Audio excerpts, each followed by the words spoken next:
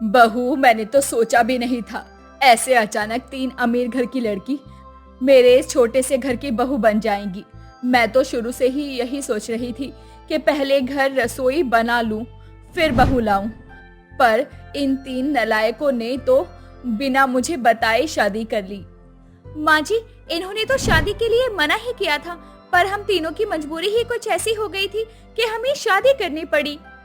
अगर हम अभी शादी न करते आपके बेटों से, तो हमारे माँ बाप हमारी किसी और से करवा देते शादी। और हम तीनों सहेली आपके बेटों से बहुत प्यार करती हैं। क्योंकि हमारे घर वाले नहीं चाहते थे कि हम गरीब घर की बहू बने, इसलिए हमने सारे रिश्ते तोड़कर भागकर शादी कर ली। कोई बात नहीं बहू, मैं यहाँ तुम तीनों को इतना प्यार दूंगी कि तुम्हें कभी भी अपने माँ बाप की याद नहीं आएगी। अब तुम तीनों आराम कर लो, कल तुम फिर अपनी पहली रसोई करना। पर इस घर में तो रसोई है ही नहीं। तुम तीनों को इस छोटे से घर में ही एक साथ गर्मी में अपनी पहली रसोई करनी होगी। अपना छोटा सा घर देखकर तीनों बहुओं के रोंगटे खड़े हो जाते हैं। और रात को सोते समय, जब रहना हमें एक घर में है तो एक रसोई से क्या फर्क पड़ता है। कुछ दिन की बस बात है, फिर तो हमारा घर बन जाएगा। अमित से बात करके पूजा सो जाती है और इसी तरह बाकी की दोनों बहुएं भी सो जाती हैं। क्योंकि गर्मी ज्यादा थी और उनके घर में कूलर भी नहीं था, इसीलिए उन्हें रात को मच्छर काटने लगते हैं। और गर्मी की वजह से आधी रात को तीनों अमीर बहुओं की आंख खुल जाती है। हे भगवान, इस घर में कितने मच्छर हैं? रात के 3 बजने वाले हैं और कल सुबह हमारी पहली रसोई भी है।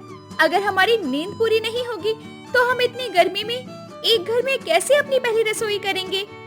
मैं तो कहती हूँ घर के बाहर जो चबूतरा बना है वहाँ जाकर सो जाते हैं। वैसे भी अमीर से गरीब तो हम तीनों हो ही गए हैं, तो गरीबों वाली हरकतें भी तो कर ही लेते हैं ना। गर्मी और मच्छरों से परेशान तीनों बहुएं घर के बाहर सोने के लिए चली जाती हैं। और सुबह 5 बजे आशा अपनी तीनों बहुओं को बाहर जाकर उठाती है। बहू, तुम तीनों यहाँ क्यों सो रही हो? अगर आसपास के लोगों ने देख लिया तो वो क्या सोचेंगे? चलो अंदर लेट जाओ और 1 घंटे बाद खाना बनाना है, जब तक मैं खेत से थोड़ी सी मिट्टी और सूखी लकड़ियां लेकर आती हूँ। आशा अपनी तीनों बहुओं को घर के अंदर भेजकर खेत चली जाती है। कुछ देर बाद जब खेत से आती है तो वो अपनी बहुओं को सोता हुआ देखकर खुद ही 2 मिट्टी के चूल्हे बनाकर तैयार कर देती है और 7 बजे अपनी बहू को उठाती है।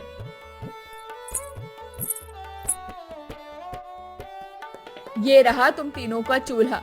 अब तुम तीनों को मिलकर एक साथ इसी चूल्हे पर खाना बनाना होगा। क्या हम तीनों मिट्टी के चूल्हे पर खाना बनाएंगे? अरे हमारे घर में तो इंडक्शन था। निकिता, माँ को नहीं पता इंडक्शन क्या होता है।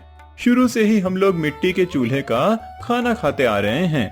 अब जब तक घर नहीं बन जाता, रसोई नहीं बन जाती, तुम तीनों को इस गर्मी में एक साथ घर में खाना बनाना होगा। तीनों अमीर बहू का ससुराल काफी गरीब था, इसलिए वो तीनों कॉम्प्रोमाइज करती हैं और मिट्टी के चूल्हे के पास बैठकर लकड़ियां जलाती हैं, जिस वजह से पूरा घर धुआं धुआं हो जाता है। वो तीनों भी पसीने से लथपथ हो जाती हैं। पसीना उनके माथे से टपक रहा होता है और वो तीनों आग की गर्मी को झेलते हुए चूल्हे पर खाना बना रही होती हैं। निशा, तुम अपने चूल्हे में थोड़ी सी मिट्टी का तेल क्यों नहीं डाल लेती? सबसे ज्यादा धुआं तो तुम्हारे चूल्हे से ही हो रहा है। तुम बोल तो ऐसे रही हो जैसे कि हमें मिट्टी के चूल्हे पर खाना बनाने की आदत है। हम भी तुम्हारी तरह अमीर थे, समझी? धुआं, गर्मी और चूल्हे की आग की वजह से तीनों बहुएं आपस में ही लड़ पड़ती हैं। कुछ देर बाद आशा वहां आ जाती है और अपनी तीनों बहुओं का चूल्हा अच्छे से जला देती है। अब कुछ ही देर में तीनों बहुओं की पहली रसोई की रस्म खत्म हो जाती है। समय यूं ही बीतता है और गर्मी भी बढ़ती जाती है। ऐसे ही एक शाम, दिवाकर, तुम तीनों भाई तो कह रहे थे कि बहुत जल्द हमारा घर बनेगा, रसोई बनेगी। आखिर कब तक हम तीनों बहू इस गर्मी में एक साथ घर में मिट्टी के चूल्हे पर खाना बनाते रहें? एक रोटी बनाती है तो एक सब्जी और एक चावल। ये तो अच्छी बात है निशा, तुम तीनों मिलकर अलग अलग खाना बनाती हो, जल्दी खाना बन जाता है। माँ ने बिल्कुल सही किया 3 चूल्हा बनाकर, वरना तुम्हें इस गर्मी में खाना बनाने में 3 घंटे लग जाते। दिवाकर की बातें सुनकर निशा को गुस्सा आ जाता है। समय यूं ही गुजरता है और एक रात पूरा परिवार गर्मी से परेशान घर के अंदर खाना खा रहा था और उनके माथे से पसीना टपक रहा होता है। गर्मी में तो खाना भी ठंडा नहीं होता। बेचारी मेरी बहुएं कैसे चूल्हे के पास बैठकर खाना बनाती होंगी। वो तीनों कितने अमीर घर से हैं बेटा। तुम्हारे पास इतने पैसे तो जमा हो गए होंगे ना कि हम एक रसोई बनवा सके। माँ रसोई भी बन जाएगी तो क्या गर्मी थोड़ी कम हो जाएगी? हाँ, इसीलिए तो हम और पैसा जमा कर रहे हैं ताकि रसोई में हम एसी लगवा सकें और जब हमारी बीबियां गैस सिलेंडर पर खाना बनाएंगी तो उन्हें गर्मी ना लगे। अपने पतियों की बात सुन तीनों बहुओं को बहुत अच्छा लगता है और अब वो जब भी खाना बनाने के लिए बैठती तो हाथ में पंखा लेकर खुद को एक बार हवा करती और एक बार खाना बनाती। बस कुछ दिन और फिर हमारी भी एसी वाली रसोई होगी और हमें इस गर्मी में रसोई से छुटकारा मिल जाएगा। तीनों अमीर बहू अपनी अलग अलग रसोई के सपने देख रही होती हैं कि तभी वहाँ उनके पतियों का एक दोस्त आता है जो अमित दिवाकर सूरत से कहता है, भाई मेरा एक दोस्त है, वो हमारा पैसा एक ऐसी जगह इन्वेस्ट करेगा जहां अगर हम 1 लाख रुपए देंगे तो हमें 1,25,000 मिलेंगे। मैंने तो 2 लाख दे दिए, अगर तुझे 6 महीने में प्रॉफिट चाहिए तो तू भी 1 लाख दे दे। पर ये 1 लाख तो हमने। अरे सोच क्या रहे हो, दे दो ना। जितने ज्यादा पैसे उतनी जल्दी 3 रसोई और घर बनेगा जिसमें कूलर, एसी होगा, गैस सिलेंडर भी होगा और फिर हमें गर्मी में इस मिट्टी के चूल्हे पर खाना नहीं बनाना पड़ेगा और हम अपनी माँ को भी सीना ठोक कर कह सकेंगे कि हमने गरीब से भले ही शादी कर ली है पर कामचोर से नहीं। अपनी बीवियों के कहने पर तीनों भाई वो पैसे अपने दोस्त को दे देते हैं। अब इसी तरह देखते देखते 6 महीने बीत जाते हैं और 6 महीने कब साल में गुजर जाते हैं किसी को पता ही नहीं चलता। तुम तो हीरोइन बन रही थी ना, तुम्हारे बोलने पर सूरज ने वो पैसे अपने दोस्त को दे दिए। अगर वो पैसे आज हमारे पास होते तो हम तीनों की अलग अलग रसोई होती। मुझे तो कभी कभी शक होता है तुम पर, तुम सच में अमीर घर से हो ही ना? तुम भी तो वहीं बैठी थी, तुमने क्यों नहीं रोका? या यूं बोलूं कि अब तुम्हें मिट्टी के चूल्हे पर इस गर्मी में खाना बनाने की आदत हो गई है। सर्दी तो फिर भी ठीक थी, कट गई।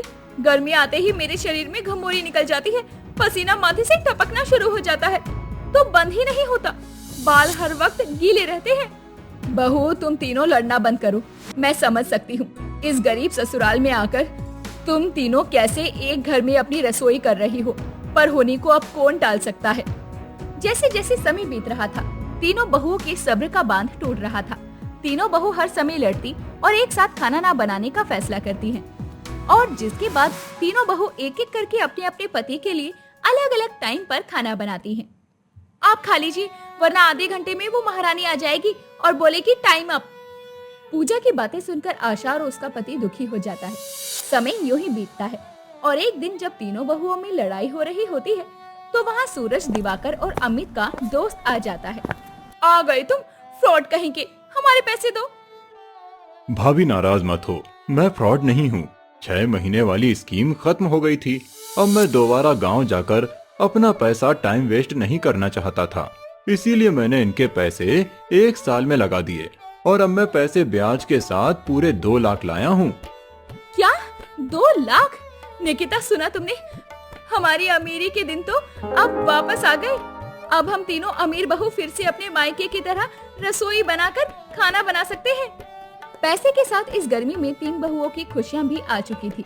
अब क्या था, पैसा मिलते ही घर में काम शुरू हो जाता है और 3 मंजिल का मकान बनता है। तीनों ही बहू अपना अपना फ्लोर अपना लेती हैं और अपनी अपनी रसोई में कूलर और एसी लगाकर खाना बनाती हैं।